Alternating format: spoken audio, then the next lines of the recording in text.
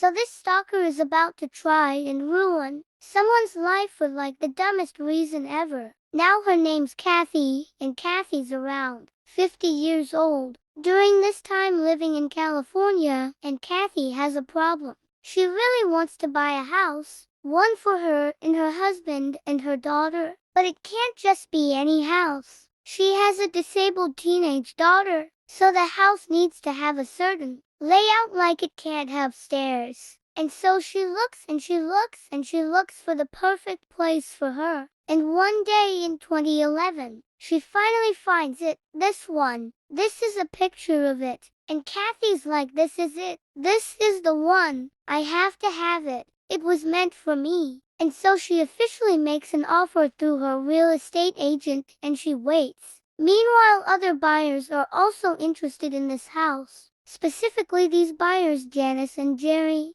Janice and Jerry are a young married couple with kids. And Janice and Jerry, they like this house too. In fact, they like it so much that they offer their entire life savings to buy it. And for some reason, there's some kind of miscommunication between Kathy and her real estate agent, I guess. And she doesn't get her bid in on time or something. Either way, she loses out on this house. And boom, Janice and Jerry get it, and they move in. And poor Kathy, she's devastated. I mean, this was her dream home. It was perfect. I mean, who do these people think they are? How dare they move into the house that she wants? And so she goes and she writes them a nice letter. And she offers to buy the place from them for $100,000 more than they paid for it. But unfortunately, that doesn't work. Janice and Jerry, they get the letter, but they ignore it. And when Kathy gets ignored, this is when she just snaps. And she decides she'll do anything to get this home away from Janice and Jerry and into her possession. And so she comes up with a plan to not just get the house, but to get revenge on Janice and Jerry. And so first she lists their house for sale on Zillow and other real estate sites. And so one day,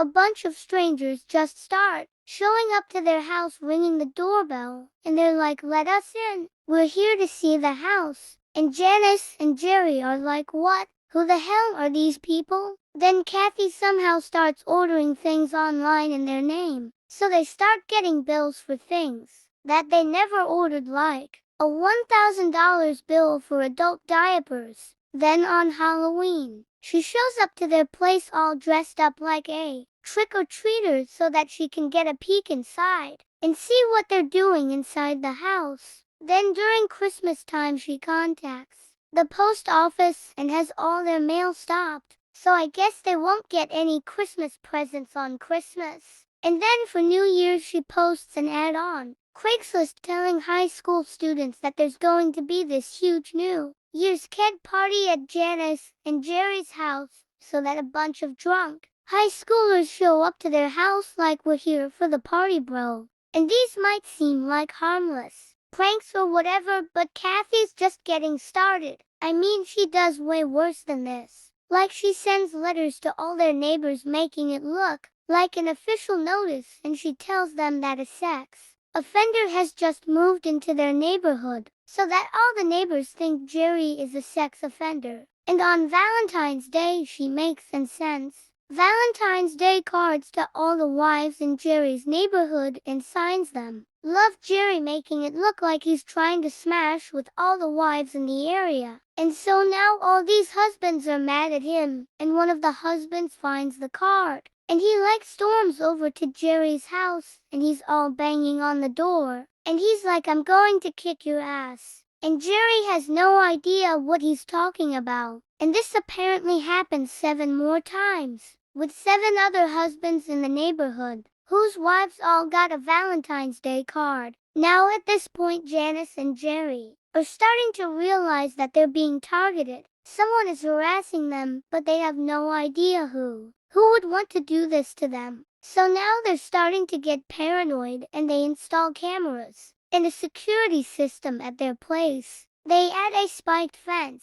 They start taking self-defense classes. That's how paranoid they are. And of course, they try to get police involved, but police, they don't know who's doing this. I mean, these all seem like juvenile pranks to them. And most of what Kathy's doing is juvenile. But then she starts to get a little dark. Because that is when Kathy goes online and she posts an ad on Craigslist. And she uses Janice's name, picture, and her address, and she pretends to be Janice. And she writes, "I'm home all day, every day, bored and incredibly horny. I'd love to be surprised and have a man show up at my door and force his way into the door and on me, totally taking me while I say no." So basically she's inviting random men over to see Janice. Here's the thing though, several guys actually do respond to this ad. And Kathy, still pretending to be Janice, replies to them like, "Stop by anytime, Monday through Friday, 9 to 3.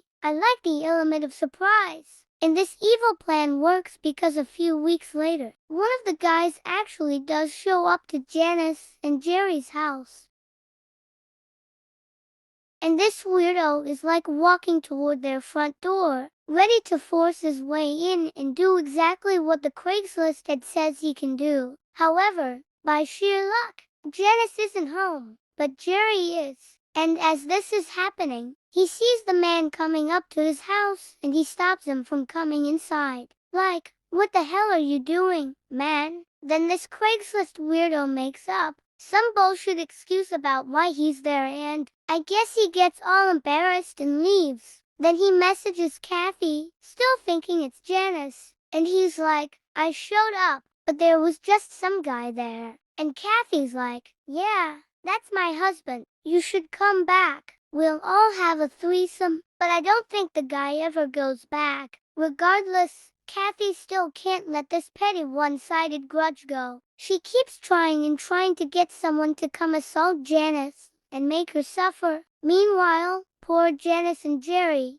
they're still so confused by all this. I mean, who would want to hurt them like this? What have they ever done? And they have no idea it's all Kathy, this random woman who hates them, who they've never really even met, until it finally hits them. And Janice must be trying to figure out who's targeting them, who hates them this badly, because then she remembers that letter they got, that letter from some random woman, wanting to buy their house for $100,000 more than they paid for it. And so she goes and she finds the letter, and she gets Kathy's name off of it. Then she looks that name up on Facebook, and she finds Kathy's profile. And then, boom, she can't believe what she sees. It's the same creepy woman who showed up to her house, trick-or-treating on Halloween. And so Janice is like, "FK all this," and she calls the police. And now, with this lead, police can finally help and start investigating. And ultimately, they're able to trace the Craigslist ad post back to Kathy.